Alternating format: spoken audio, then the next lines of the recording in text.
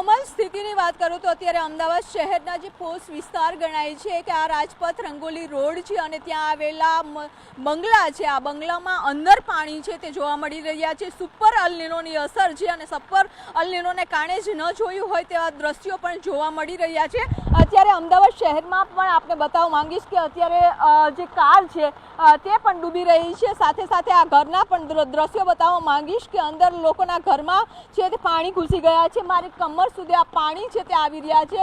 એટલે કે અત્યારે જે અમદાવાદ શહેરમાં છેલ્લા વહેલી સવારથી જ જે વરસાદ વરસી રહ્યો છે ને આ વરસાદના કારણે ઠેર ઠેર છે તે પાણી ભરાઈ ગયા છે. લોકોના ઘરમાં પણ વહેલી સવારથી જ આ પાણી ઘૂસવાનું શરૂ થઈ ગયું હતું. ત્યારે આપ જોઈ શકો છો કે આ બધા બંગલા છે રાજપથ રંગોલી રોડ ઉપર આવેલા ને આ બંગલાઓમાં અત્યારે પાણી ઘૂસી ગયા છે. તેઓની ગાડીઓ તો અત્યારે ડૂબી ગઈ તેવી સ્થિતિ છે તે જોવા મળી રહી છે. અંદરથી સતત પાણી છે તે બહાર કાઢી રહ્યા છે.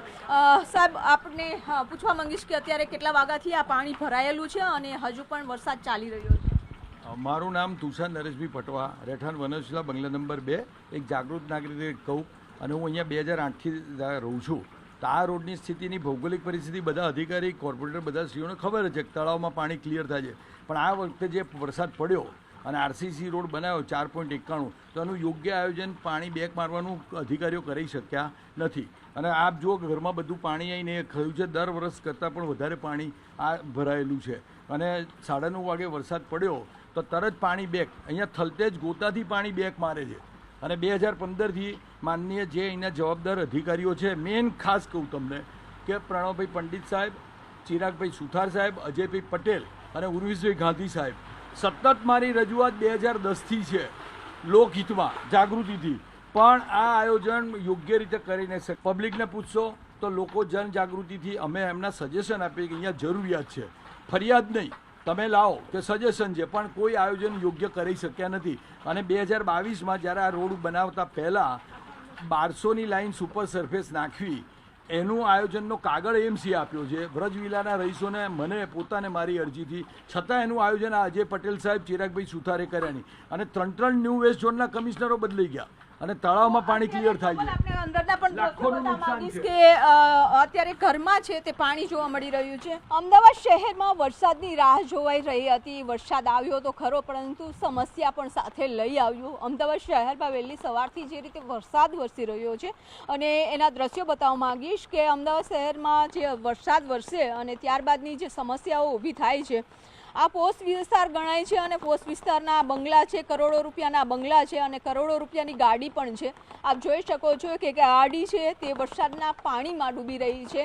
અત્યારે આ ઘર છે, મસ્ત મોટા બંગલા છે અને આ બંગલામાં અત્યારે કમર સુધી લોકોના પાણી છે તે ભરાઈ ગયા છે. હવે ઘરની અંદર કઈ રીતે જવું અથવા તો ઘરની બહાર કઈ રીતે નીકળવું તે પણ એક પ્રશ્ન બની ગયો છે. અમે પણ અંદર જે માલિક છે, મકાન માલિક, તેના ઇન્ટરવ્યૂ લેવાનો પ્રયાસ કરીએ છીએ. સર, અત્યારે તમારા ઘરમાં પાણી છે, કેટલી કલાકથી આ પાણી સતત જોવા મળી રહ્યું છે? આ પાણી સતત 4 કલાકથી જોવા મળી રહ્યું છે. મારું નામ કેતન ભટ્ટ છે અને આ મારી સોસાયટીનો પહેલો બંગલો મારો છે. જે મારા ઘરની અંદર અમે આ મૂક્યું છે આવું બેરિકેડ, તો પણ એનો કોઈ એનાથી ફાયદો થયો નથી.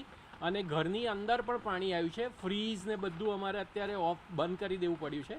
અને લગભગ ઘરની અંદર 6 ઇંચ, એટલે આ પાર્કિંગ છે એમાં તો બધી ગાડીઓ ડૂબેલી દેખાય છે. પણ અમે બહુ બધા પ્રિકોશન્સ લીધા હોવા છતાં પણ ઘરની અંદર પાણી ઘૂસી ગયું છે. કારણ કે ગટરમાંથી પણ પાણી બેક મારે છે અને આ પાણી જે ડિસ્પોઝ થવું જોઈએ એ ડિસ્પોઝ થઈ રહ્યું નથી. એટલે વરસાદી પાણી પણ હેરાન કરે છે અને બેક મારે છે તે પાણી પણ હેરાન કરે છે. સર, દર વર્ષે આ સ્થિતિ જોવા મળે છે જ્યારે પણ વરસાદ અમદાવાદ શહેરમાં થતો હોય. રોડ ઉપર તો પાણી ભરાય છે, પરંતુ બંગલામાં અંદર પણ ઘરમાં આવી જાય છે. એટલે અમારી આ જે પટ્ટી છે, જે મહિલા ગાર્ડનથી કોટક હાઉસ સુધીની છે, એ ત્યાં અમને કાયમ આ વસ્તુની હેરાનગતિ થાય છે. અમે બહુ જ વખત કીધું છે કે તમે આની અંદર કંઈક એવી વ્યવસ્થા કરો કે પાણી ડિસ્પોઝ થઈને લેકમાં જતું રહે. પણ અમારું ઘણા વર્ષોથી આ પ્રોબ્લેમ છે, એ પ્રોબ્લેમ સોલ્વ થઈ શક્યો નથી. એટલે અમારી વ્રજવિલા બંગલોસ અને સામે વનશ્રી બંગલો, બંને બંગલાની અંદર અમારી આ હાલત ખૂબ ખરાબ થઈ છે. જુઓ, અત્યારે આ તમને હોર્ન સંભળાશે, કોઈ કારની ઓટોમેટિક હોર્ન ચાલુ થઈ ગયું છે. એટલે કારની અંદર પાણી ભરાઈ ગયા છે. એટલે આ પ્રોબ્લેમ સમય અને માનસિક રીતે અમે એટલા હેરાન થઈ છે. મારા મિસિસને થાપાના બોલનું ઓપરેશન કરાવ્યું છે, તો નીચેના રૂમને બદલે મારે એને કેવી રીતે ઉપર લઈ જવી પડી, એ બહુ જ ખરાબ પરિસ્થિતિમાં મારે એને ઉપર લઈ જવી પડી છે. એટલે વરસાદ આવે એટલે અમારે મેન્ટલી સિનિયર સિટીઝન્સ છીએ અમે બધા, પણ મેન્ટલી આ ટેન્શન શરૂ થઈ જાય છે અને મેન્ટલી ટેન્શન શરૂ થાય છે. અત્યારે આપ જોઈ શકો છો કે આ બંગલા છે અને બંગલાના તમામ બંગલાની અંદર અત્યારે પાણી છે તે જોવા મળી રહ્યું છે. આ ઘૂંટણ ઉપર આ પાણી છે એ સોસાયટીની અંદરના આ પાણી છે એટલે આ પાણીનો નિકાલ નથી થતો અને રહેવાસીઓ છે તે પરેશાન થઈ ગયા છે.